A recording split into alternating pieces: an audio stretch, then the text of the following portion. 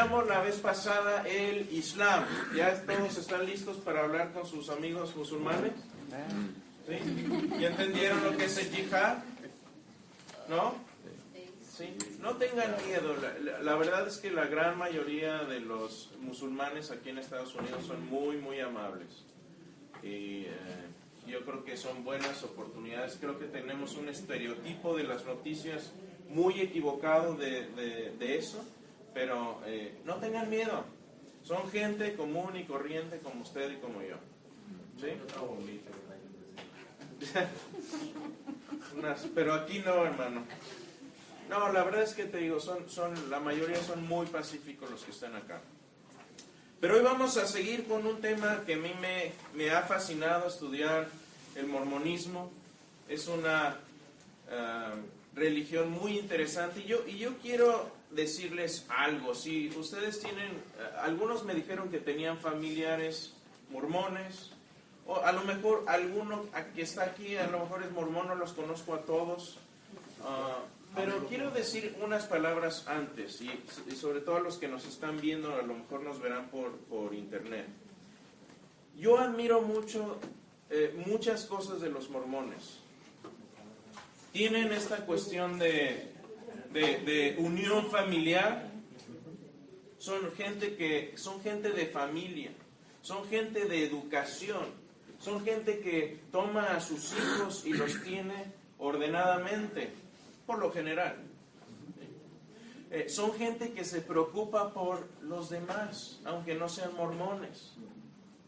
Me platicaba un amigo, me dice, mi vecino mormón me corta el pasto porque le gusta hacerlo como un servicio a los demás.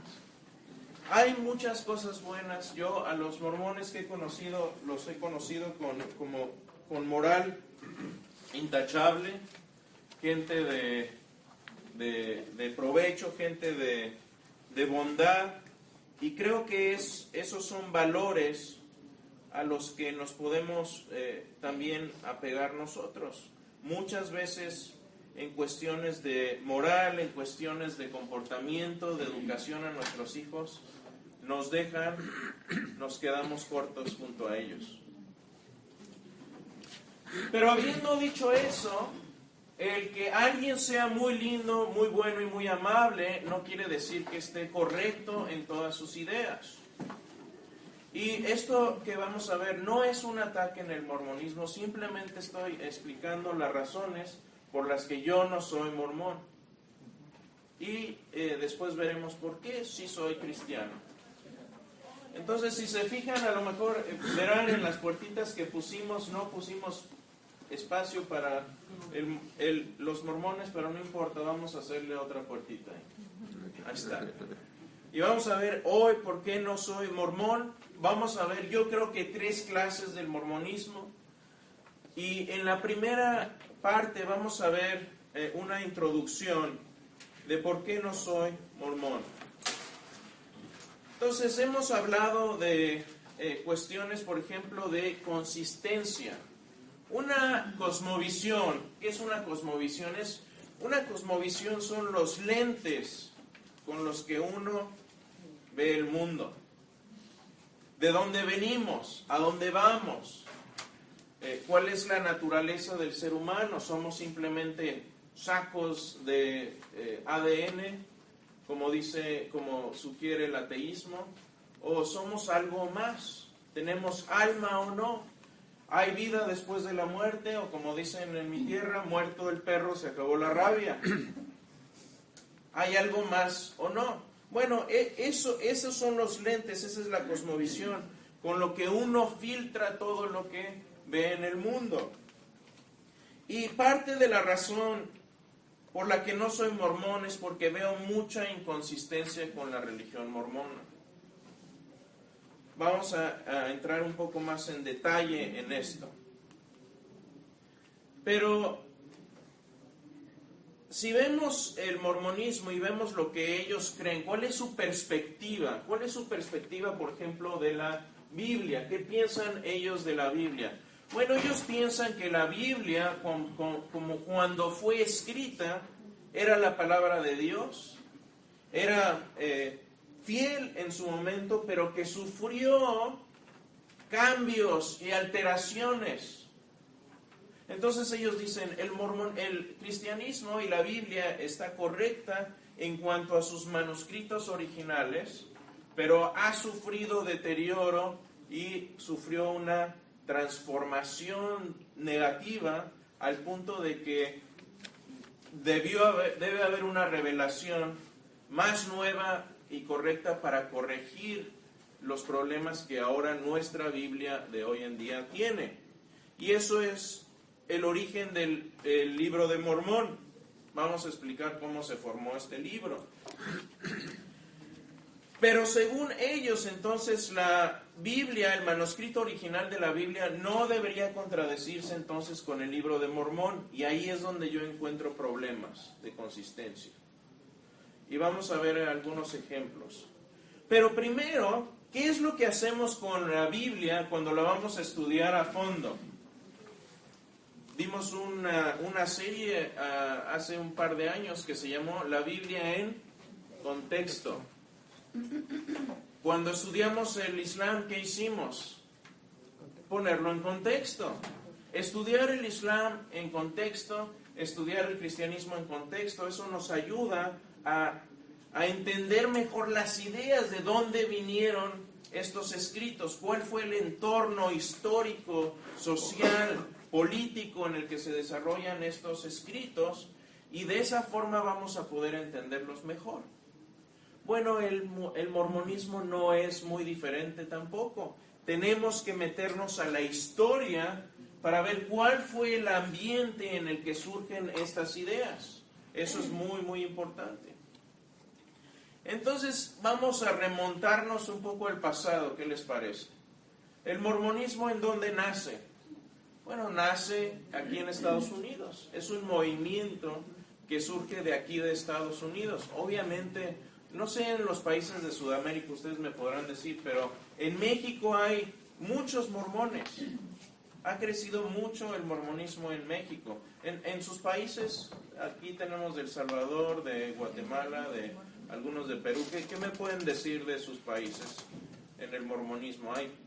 ¿Ha habido crecimiento o no? La verdad no he estudiado el dato, ¿sí? Allá en Venezuela mi esposa estuvo con una compañera de trabajo haciendo tarjetas y cuestiones así, que era mormón, y ella convertida porque su esposa era mormón. Ajá. Y definitivamente los mormones en Venezuela son Bastante. eran bastante fuertes, no sé. Bastante numerosos. Ajá. Ok. ¿Alguien más? Gracias por eso. ¿Alguien más? De hecho, Sí. sí, de hecho, tanto los testigos de Jehová como los mormones fueron de los grupos que más crecieron comparado a cualquier otra denominación o secta o grupo. Uh-huh. Y actualmente, ya lo platicaré, va al revés. Va en retroceso. Sí, Bueno, la sucede... mitad de los mormones se perdieron Sí. últimamente, pero la historia está muy interesante. Sucede que nos sucede un fenómeno interesante, algo que nos sucede incluso con nuestros jóvenes, que muchas veces se meten a internet y encuentran a lo mejor videos como el nuestro de aquí, y dicen, no, tiene problemas el mormonismo. ¿Sí? Lo que pasa es que luego ven también del cristianismo y no se meten lo suficientemente a fondo, y ahí es donde patinan. Pero vamos a darnos una vuelta en las raíces mormonas y en su contexto histórico. Estamos por ahí de 1820 en Estados Unidos. Estamos más o menos en medio, a una distancia más o menos igual en cantidad de años de la independencia de los Estados Unidos a la guerra civil, exactamente más o menos la misma cantidad de tiempo. La guerra civil no ha sucedido, pero ya sucedió la independencia de los Estados Unidos. Y el fundador del mormonismo, Joseph Smith, nace en 1805 y tiene su primer encuentro divino con Dios a la edad de 14 años. Entonces estamos hablando de 1919-1920. En esta época, Estados Unidos era un país joven, no había 52 estados como ahora. Había 23 estados y el último estado que se había anexado a la Unión Americana era el estado de Alabama. Todavía faltaban muchos por... Texas ni siquiera era parte aún de la Unión Americana. El presidente era James Monroe, y había una gran presencia de indios americanos, de indígenas, de indios, de apaches, de sioux, de todo esto, que aún tenían sus tierras íntegras y aún cazaban búfalos y vivían de la tierra y vivían en relativa paz. A veces había encuentros entre blancos y indios americanos, pero tenían sus tierras y había una gran presencia indígena en Estados Unidos. Este es el contexto en el que surge el mormonismo. Esta es una fotografía de la gran ciudad de Filadelfia en esa época, en 1840. Esta es la época en que ya Joseph Smith está más activo. Y pueden ver por las fotografías, se parecen a las películas del viejo oeste, ¿sí o no? Filadelfia.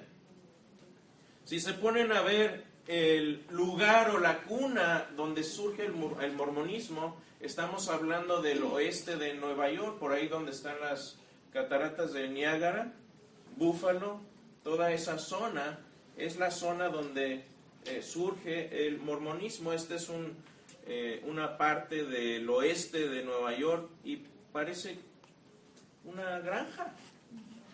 Ahorita todo eso ya es una gran urbe construida de metal y de asfalto. Ahí en este tiempo fue cuando sucedió un fenómeno que los historiadores y los eruditos de la iglesia le llaman el segundo gran avivamiento.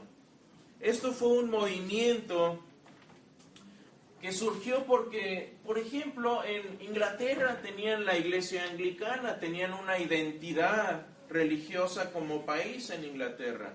En Suiza, por ejemplo, tenían el calvinismo, tenían a Calvino, tenían una identidad sólida, y así más o menos con la mayoría de los países en Europa. Pero Estados Unidos se forma mucho a raíz de buscar libertad religiosa, y esa libertad religiosa con el Primer Amendment de libertad religiosa da lugar a que se formen muchos grupos. Entonces, ¿qué es este segundo gran avivamiento?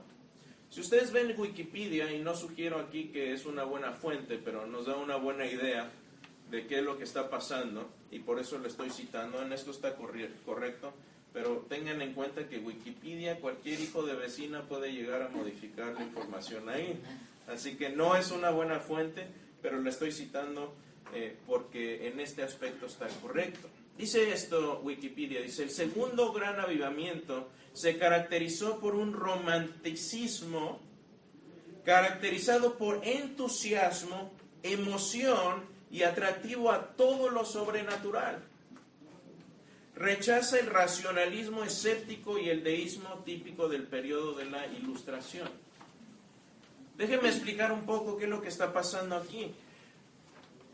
Después, en esta época, acababa de pasar esta época del racionalismo, donde todo los lentes por los que se veía la vida era a través de la razón, de la lógica, del empiricismo, es decir, lo que sabemos debemos poderlo ver o tocar. Y llega, obviamente, ¿qué sucede con los hijos y las ideas de los padres? Bueno, por lo general los hijos terminan rechazando las ideas de los padres y se rebelan contra ellas. Bueno, esto es más o menos lo que sucede en este tiempo. El racionalismo es reemplazado por esta idea del romanticismo, que se basa en los sentimientos, en la experiencia personal. Lo que yo creo es porque me gusta. Ya no se basa en la razón o en la lógica. ¿El deísmo qué es? Bueno, el deísmo es esta idea. De hecho, muchos de los padres fundadores de los Estados Unidos, de los primeros padres de Estados Unidos, los primeros presidentes, eran deístas.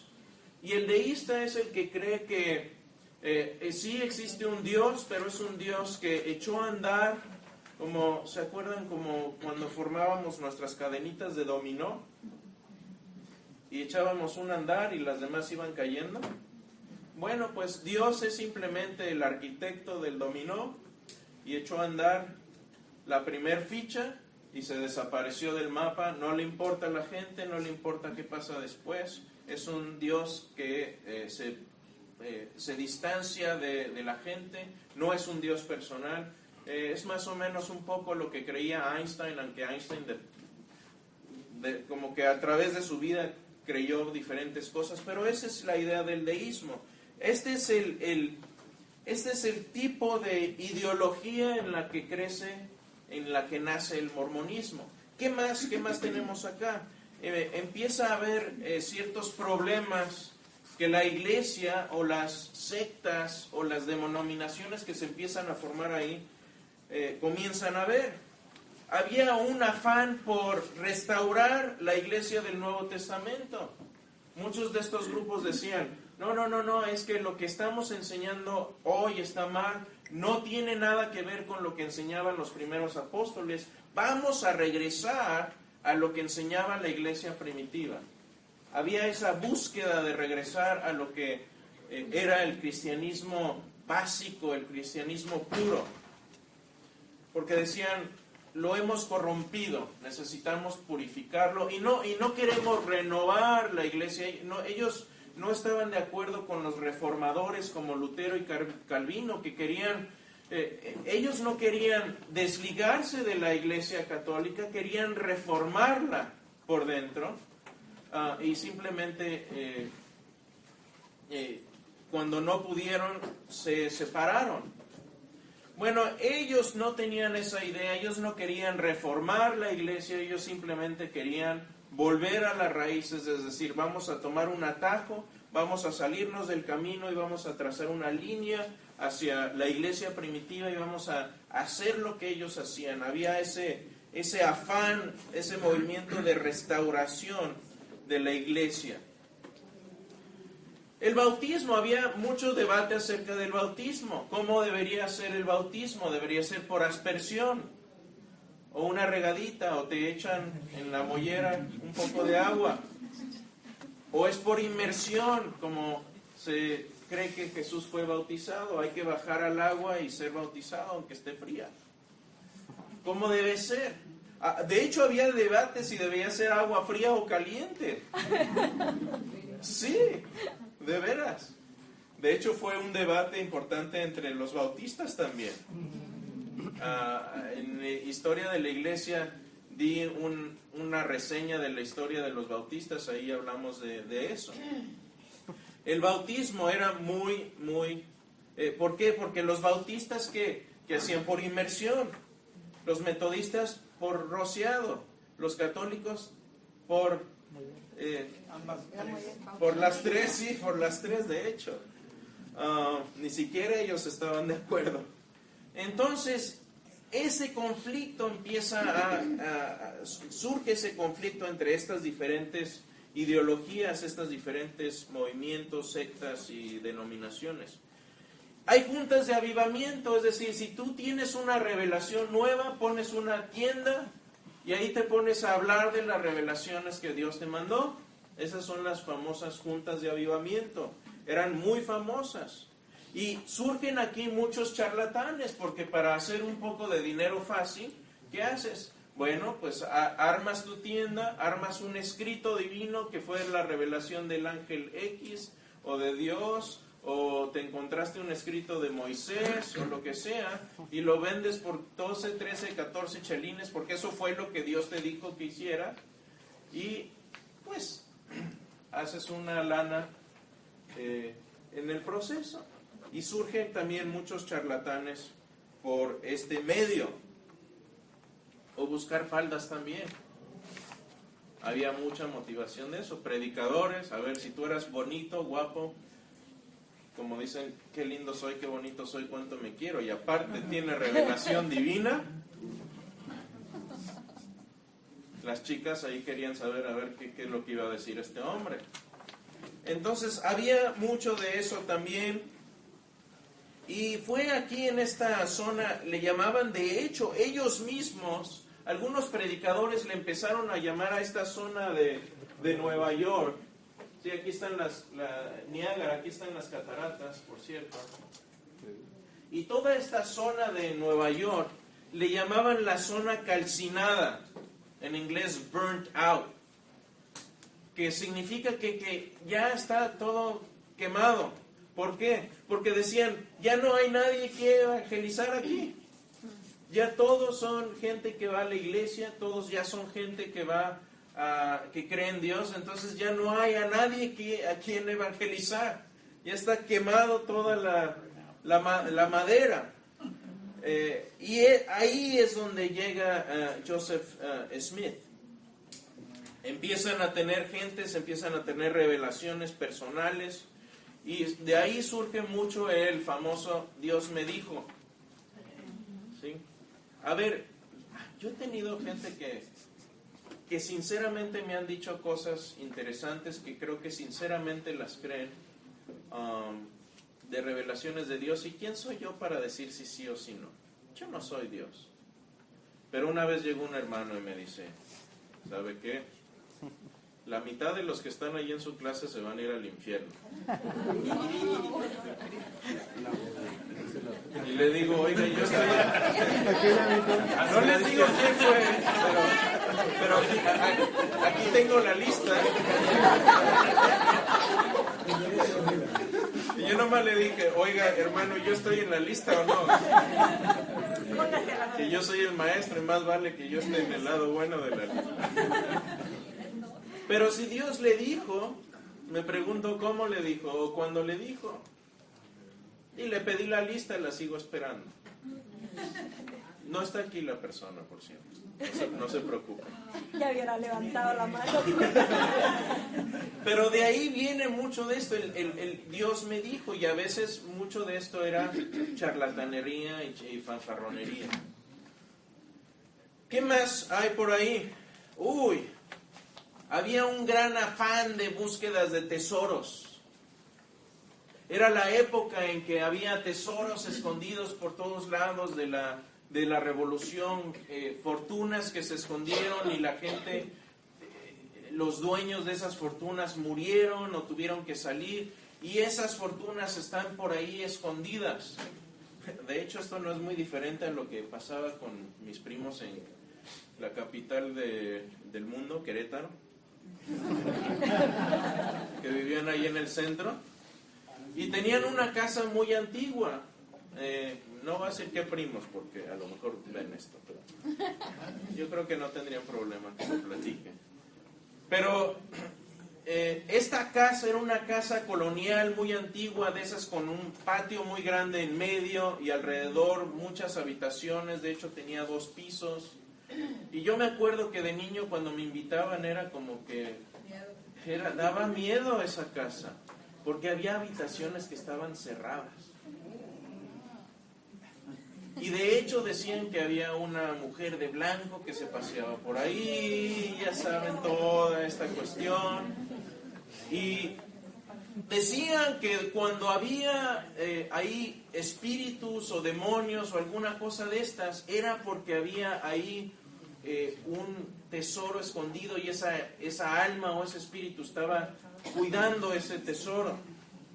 Entonces mi tío y mis primos se dieron a la tarea de empezar a buscar tesoros en su casa, al punto que una vez metieron un trascabo y deshicieron todo el piso de una de las habitaciones, para el horror de mi tía. Pero en una de esas, de hecho, lo que hacían en esta época era utilizar artefactos, y usaban esas, no sé si las han visto en las caricaturas, era un palo como, sí, ¿cómo se llama? Horqueta. Se usa todavía Todavía para buscar agua. Los usan todavía. Entonces,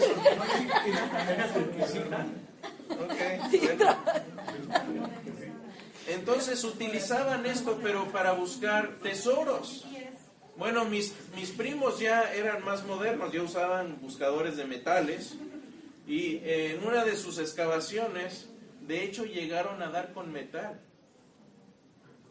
¿Saben qué metal era? Era la bóveda del banco de al lado. Y casi se meten en problemas por eso. Pero dieron con la bóveda del banco de al lado. Que obviamente las empotraban en el suelo. Pero había esta idea de que la ciencia y la magia, obviamente la ciencia no era lo que es hoy. El ADN no se había descubierto todavía. No teníamos la teoría de la relatividad de Einstein, etcétera, etcétera. La ciencia estaba todavía muy en pañales. Entonces había esta idea mezclada de que la ciencia y la magia eran como que estaban mezcladas. Entonces usaban estos artefactos para buscar tesoros, utilizaban estas piedras videntes, en inglés le llaman seeing stones. Y lo que hacían era que, según esto, estas piedras videntes, si uno veía a través de ellas, podía ver el mundo espiritual y podía encontrar también tesoros. Y lo que hacían era, ven esos sombreros como puntiagudos, o los sombreros también como el que se ponía Abraham Lincoln, ponían una de estas piedras adentro del sombrero, y ponían la cabeza dentro del sombrero, y así empezaban a buscar tesoros por todas partes con la cabeza metida en él. De veras, eso era normal, era absolutamente normal, era la forma en que ellos buscaban. De hecho, a Joseph Smith lo demandaron una vez por haber usado este método y no haber encontrado nada, porque si tú tienes reputación de ser bueno con estas piedras videntes, la gente va a venir a ti y te va a decir, oye, te doy una lana y te pago, es un servicio pagado para que me busques el tesoro, que creo que hay un tesoro en mi casa. Entonces, cuando no se encuentra el tesoro y ya le pagaste al buscador, ya perdiste ahí. Como dicen, pierdes pan y pierdes perro. Y esto fue lo que sucedió con Smith. Lo demandan por fraude una vez, de hecho. Otra cosa que les preocupaba en la mente era, ¿de dónde vienen estos indios americanos? Y si ustedes ven los escritos de la época, sucede que mucha gente pensaba que estos indios eran descendientes de tribus perdidas de israelitas, que llegaron posiblemente ahí en el año 600 años después de Cristo, que tomaron un barco y llegaron a las Américas. Esa era una de las teorías que en aquella época estaba rondando. Pero déjenme decirle algo, y esta es una de las razones por las que no soy mormón. Ya tenemos el ADN completamente identificado del ser humano, y es inequívoco que el ADN de los indios americanos, y de hecho esto incluye a aztecas, incluye a los incas, de hecho es uno de los argumentos favoritos de los mormones cuando evangelizan gente en México. Le dicen, tú eres descendiente de los aztecas, y los aztecas vienen de la misma tribu que viene Jesús. No de la misma tribu, pero del mismo judaísmo. Tú vienes de esa línea. Tú perteneces a la iglesia mormona.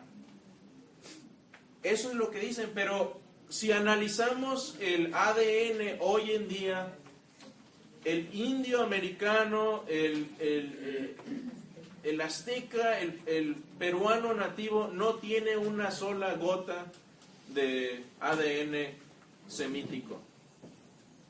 Pero eso no lo sabían en esa época. Yo cuando les pregunto a mis amigos mormones, no saben qué decir. Muchos no lo saben esto.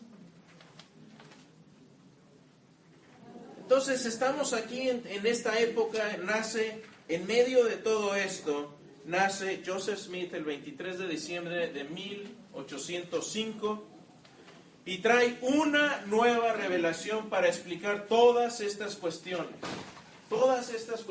que les preocupaba a la gente en esta época. Joseph Smith dice, yo se las voy a resolver porque tengo una revelación que me acaba de llegar de Dios. Eso es lo que voy a hacer. De hecho, la primera tarea de él es: voy a restaurar la iglesia original. Si ustedes ven el libro de Mormón, es como dicen, un Nuevo Testamento de Jesucristo. Eso es lo que el libro de Mormón tiene por subtítulo, un Nuevo Testamento. ¿Por qué? Porque el testamento anterior está, según ellos, corrupto. Él dice, el bautismo es de esta forma, es por inmersión. Y por cierto, podemos bautizar muertos. Si tu abuelita ya se murió, puedes bautizar a una persona viva a nombre de ella. Esa es una de sus creencias. Empieza a tener juntas de avivamiento, y de hecho vende el libro de Mormón a 14 chelines, porque eso es lo que Dios le dijo. Después le baja el precio, pero también porque Dios le dijo. ¿Sí?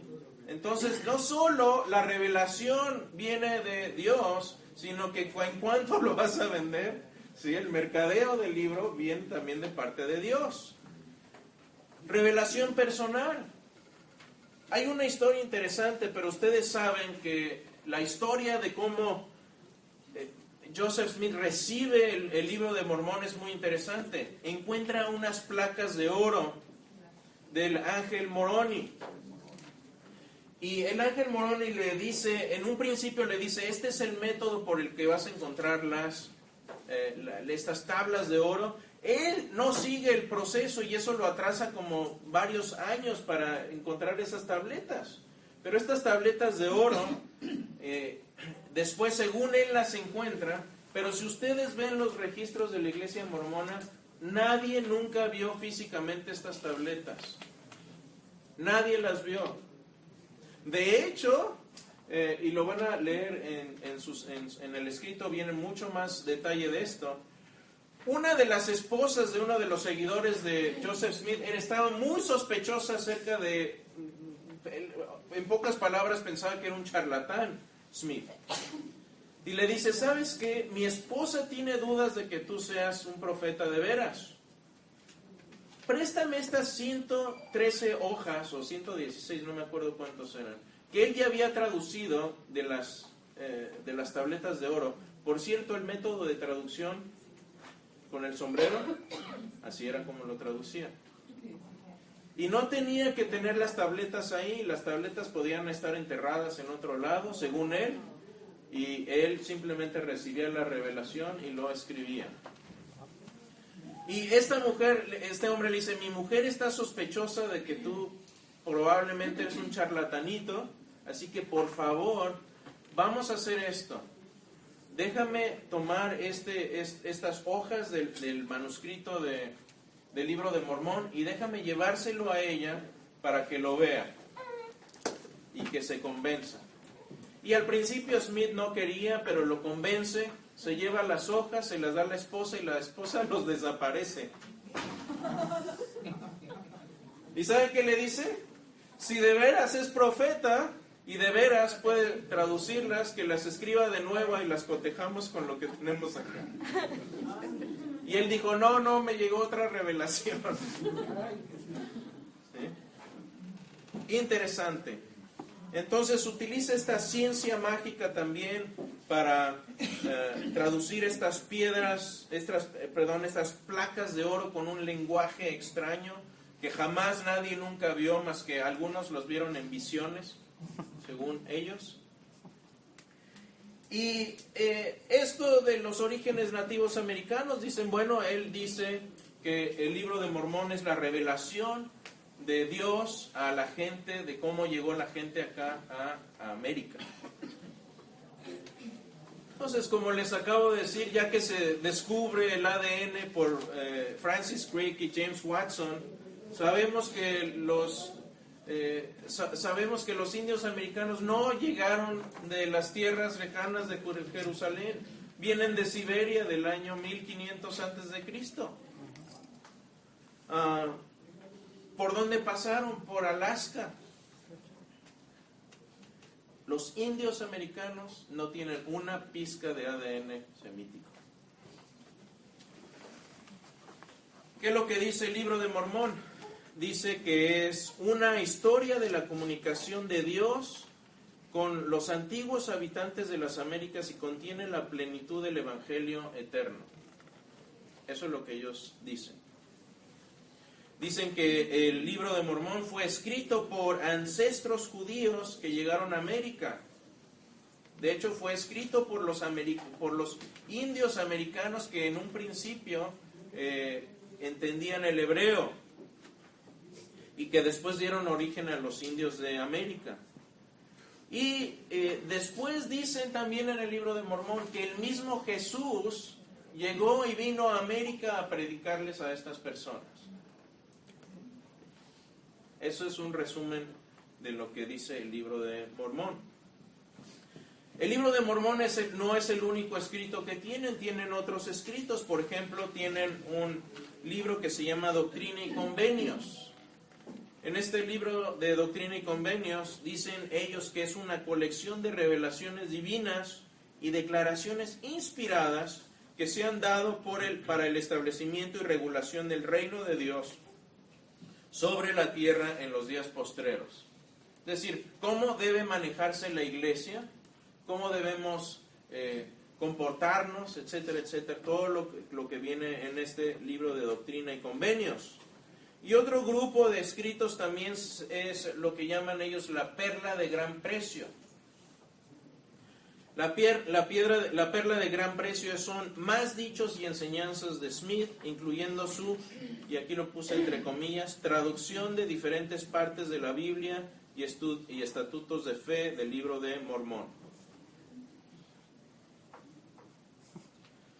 Entonces, cuando empezamos a rascar un poco dentro de todo esto, que vamos a hacer un poco más las próximas 2 clases, no quiero adelantarme, aunque se me cuecen las habas, como dicen, pero cuando veo todo esto, veo el entorno histórico del mormonismo y veo lo que sucedió y lo que resultó en el Libro de Mormón, tiene sentido, porque Joseph Smith estaba tratando de responder a las preguntas de su tiempo con revelación divina. Y aquí la pregunta obvia es, ¿realmente hay evidencia de que él fue un vidente de Dios o un profeta de Dios? ¿O era un charlatán buscando su propio beneficio? Y aquí sirve un poquito lo que nos decía J. Warner Wallace cuando vino, el detective de homicidios, ¿se acuerdan? Él decía esto: cuando sucede un delito, normalmente hay una de 3 o 2 de 3 o las 3 motivaciones para cometer tal delito. Uno puede ser lujuria, ¿sí?, sexual. La segunda puede ser ganancias deshonestas, ganar dinero.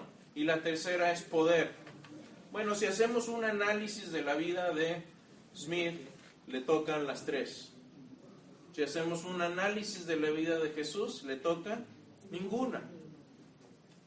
Y lo mismo podemos hacer con los apóstoles.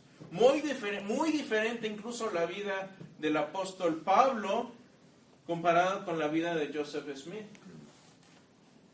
Porque Pablo cambia una posición adinerada de poder y de riqueza por seguir a Jesús, que le cuesta finalmente la cabeza en Roma.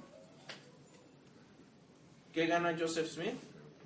Curiosamente le llega una revelación de que tener 3 esposas estaba bien, cosa que la primera esposa, imagínense lo que pensaba de eso, nunca se convenció. Ganancias también,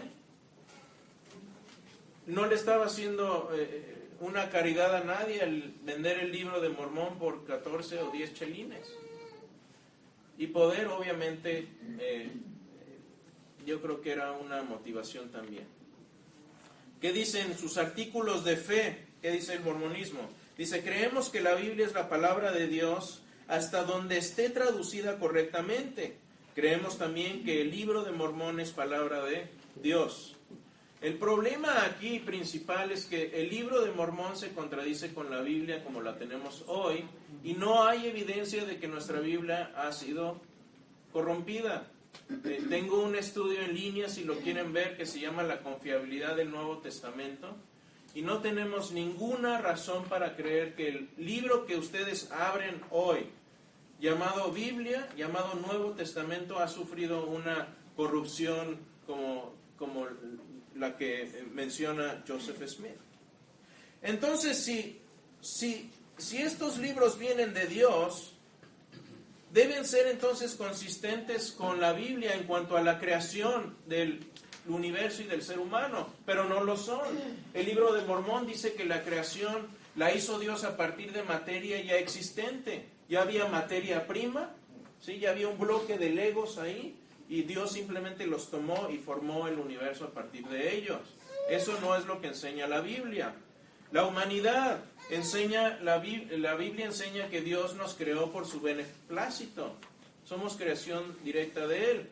El mormonismo enseña otra cosa, enseña que somos todos dioses embriónicos, es decir, dioses en potencia. Joseph Smith decía esto: Dios, como Dios es, tú puedes ser, y como tú eres, Dios fue. Eso es lo que creen acerca del hombre. Somos dioses en potencia. Dios el Padre, de hecho, es un Dios de carne y hueso. Dios tiene carne y hueso según el mormonismo. Sucede algo bien interesante, que cuando ustedes hablan con un mormón, van a utilizar la misma nomenclatura bíblica y eclesiástica para referirse a Cristo, a Dios y esto, pero están usando otro diccionario. Las palabras van a sonar muy similares, pero las definiciones atrás de esas palabras van a ser completamente distintas. ¿Satanás es hermano de Jesús? Satanás es hermano de Jesús. Aún hay más. Estaba durmiendo, pero ahí ya. Hermana, cualquier clase es buena para dormir. Me sacó así. Son universalistas. ¿Qué quiere decir? Todos nos vamos a salvar, pero hay diferentes cielos, diferentes cercanías con Dios que uno puede llegar a tener, y nuestro propósito debe ser llegar al círculo más cercano de Dios, pero todos se van a salvar, a lo mejor excepto algunos loquillos malillos por ahí. La conversión no es algo momentáneo, no es así como que tú decides confiar en Cristo y en ese momento eres salvo. Para ellos es algo progresivo, no es algo momentáneo, es algo que tiene una progresión. Y veamos un ejemplo rápido de esto. Vamos a profundizar más todavía. Pero Juan 1:1. Veamos la traducción de Joseph Smith de Juan 1:1. Este es mi problema con consistencia. La Nueva Versión Internacional dice: en el principio ya existía el Verbo. La Reina Valera dice: en el principio era el Verbo, y el Verbo estaba con Dios, y el Verbo era Dios. La Valera dice: y el verbo era con Dios, y el Verbo era Dios. De hecho, lo tenemos ahí en griego también. Abajo. En arqueo, logos, kai, logos, entropos, tonteos, kai, teos, en o logos. Veamos la traducción de Joseph Smith. Para empezar, no necesita uno saber griego para ver que el párrafo está como que el del doble del tamaño. En el principio fue predicado el Evangelio. Pausa. La palabra evangelio en griego es harta conocida. Euagelos. Euagelos, que viene de la palabra eu, que es bueno, y agelos, que es mensaje. De hecho, ahí viene la palabra ángel. Un ángel es un mensajero, el buen mensaje. No viene esa palabra en griego. ¿La ven ustedes? No. Euagelos. Yo no la veo. ¿De dónde se la sacó? De las piedras. De las piedras. Y el Evangelio era el verbo, y el Evangelio era el verbo, otra vez la palabra Evangelio, y estaba con el Hijo. La palabra Hijo es harta conocida, no viene ahí tampoco. Aquí la pone 3 veces. Y el Hijo estaba con Dios y el Hijo era de Dios. Ese de no existe tampoco en el griego original. No solo eso. Él dice que esto se corrompió y que Él lo rescató y lo restableció.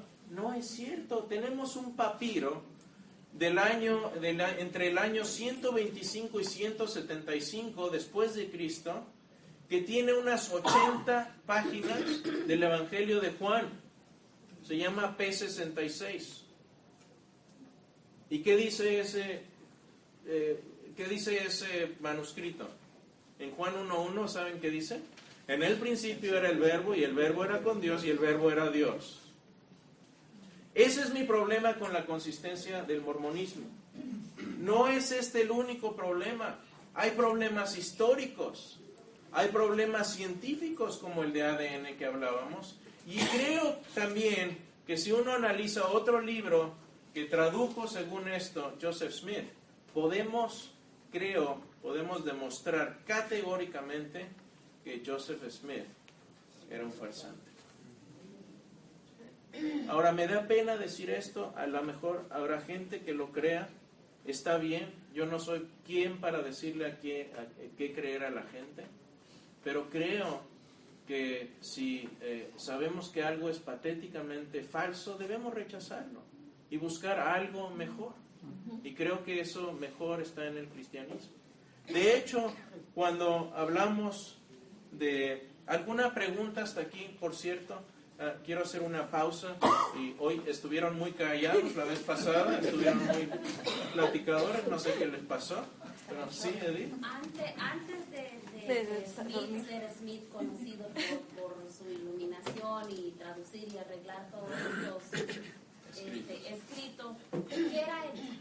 ¿Qué era él? ¿Quién era él? O sea, ¿qué hacía él? Ok, un poco de background de su vida. Ok, voy a sacar un poquito de su background. Pues si él estaba arreglando eso, tendría que tener conocimiento de lo Sí. que estaba haciendo. Sí, de hecho, su familia era religiosa y él simplemente dice, no, esto me late que esto no está bien. Un día se levantó y dijo, yo voy a... A los 14 años tuvo su primera revelación. Sí, entonces desde entonces se supone que empieza él a seguir este camino. Buena pregunta, ¿alguna otra? Sí. Respondiendo a su pregunta, no recuerdo bien qué es lo que hacía antes, pero llegó un momento en que veía tanta inconsistencia en las iglesias que él se empezó a preguntar, bueno, ¿cuál es la verdadera? Claro. Y es donde se va a Santiago en la Biblia, donde dice que el que le falte sabiduría pídasela a Dios, y es donde él ya como que tiene esa revelación Sí. de restablecer la iglesia o de organizarla Sí, otra vez. y ese era un afán que tenían todas las iglesias en aquel tiempo.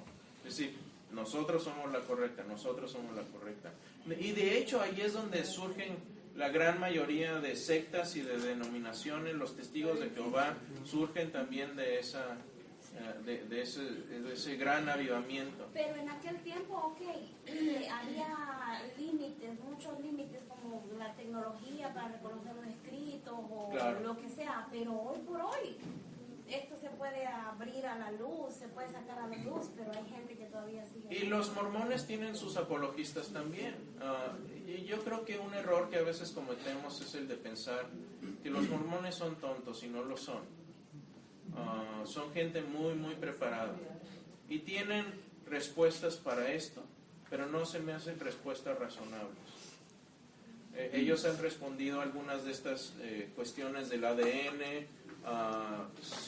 Cuando veamos un poco del libro de Abraham, creo que el libro de Abraham es la gran farsa de lo que hizo, de lo que tradujo Joseph Smith, y creo que de esa forma podemos saber que realmente no era un profeta de Dios, que literalmente se sacó de la manga la traducción del libro de Abraham. Voy a hablar de eso, pero es un manuscrito egipcio que se encontró y dijo, oh, esa es escritura de Abraham, vamos a traducirlo. Curiosamente se pierde el manuscrito, pero después lo encuentran en 1966 y lo traducen los egiptólogos y dicen, no tiene nada que ver con lo que dice el manuscrito. Sí, primero una cita bíblica que nos va a ilustrar. Dios no hace acepción de personas.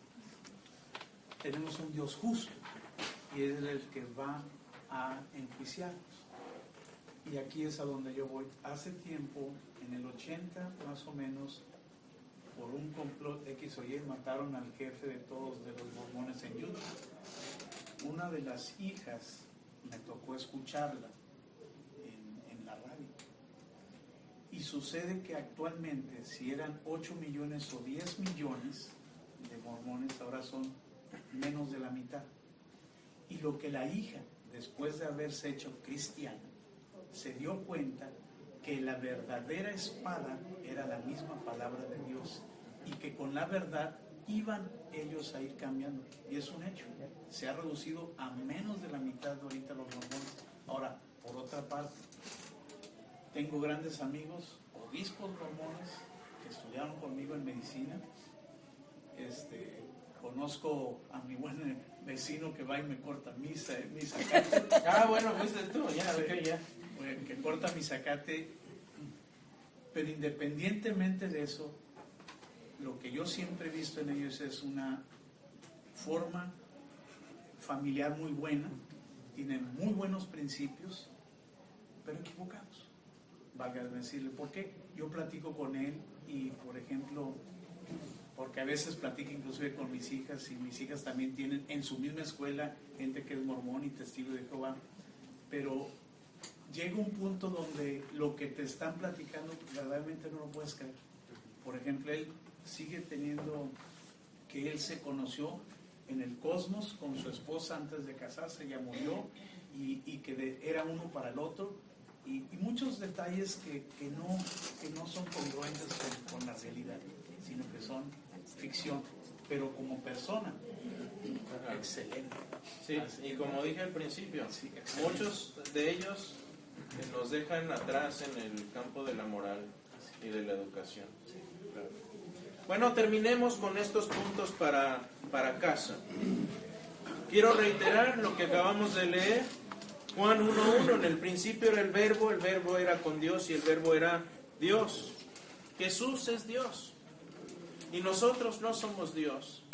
Y yo creo que ninguno de nosotros recibe un favor diferente o especial de Dios. Creo que todos los que somos creyentes tenemos el mismo acceso a Dios a través de su palabra. Y creo que debemos tener eso en cuenta, que nuestra regla de fe debe ser primero la Biblia. Yo no dudo que Dios nos dé revelación especial en alguna forma o en algún momento.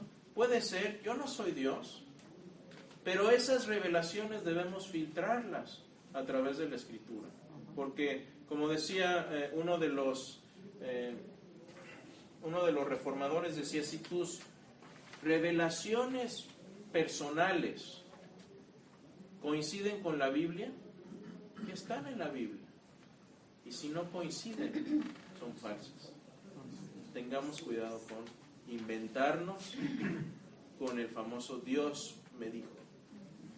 Acuérdense que en el Antiguo Testamento a los falsos profetas, ¿qué les hacían? Mataban. Porque era algo muy grave. Era algo terriblemente grave. No juguemos con la revelación divina. Número 2, dice Pablo a los Gálatas, les dice, estoy maravillado, un poco de sarcasmo paulino, de que tan pronto se hayan alejado del que les llamó por la gracia de Cristo para seguir un evangelio diferente. No que haya otro evangelio, sino que hay algunos que les perturban y quieren pervertir el evangelio de Cristo. Pablo ya la veía venir. Pablo ya sabía, desde aquel tiempo ya había gente que estaba pervirtiendo el evangelio puro. Y déjenme darles una noticia que les va a caer de shock. Va a seguir pasando. Pero el Evangelio ya lo tenemos. Solo hay un Evangelio. Cristo crucificado, resucitado por nuestro bienestar, por nuestra salvación eterna. Ese es el Evangelio. Si nos muestran otro mensaje, ya sabemos qué hacer con él. Finalmente, 1 Corintios 15:2, el pasaje donde Pablo habla de la resurrección. Dice, además les declaro, hermanos, el evangelio que he predicado, el cual también ustedes recibieron, en el cual también perseveran, por el cual asimismo, si retienen esta palabra que les he predicado, son salvos.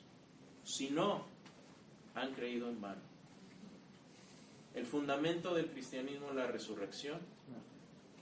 Quiero enseñar de la resurrección y de la gran confianza que podemos tener en que fue un hecho histórico, a diferencia de mucho de lo que estamos viendo en el mormonismo.